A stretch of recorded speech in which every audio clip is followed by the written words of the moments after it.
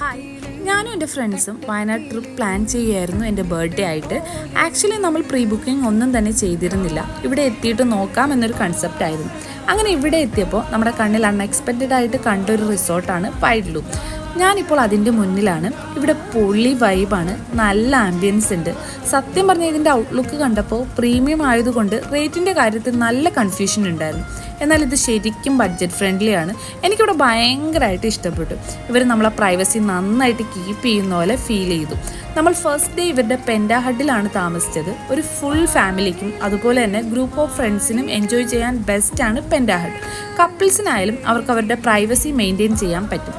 ഇവിടെ നമുക്കായിട്ട് private pool facility ഉണ്ട്, അതുപോലെ തന്നെ പ്ലേ ഏരിയ ഉണ്ട്. അതിൽ ഷട്ടിൽ, ബാസ്കറ്റ് ബോൾ, ചിൽഡ്രൻസ് പാർക്കൊക്കെ ഇൻക്ലൂഡഡ് ആണ്. അതുപോലെ നൈറ്റ് ഇവരുടെ അടിപൊളി ക്യാമ്പ് ഫയർ ഉണ്ട്.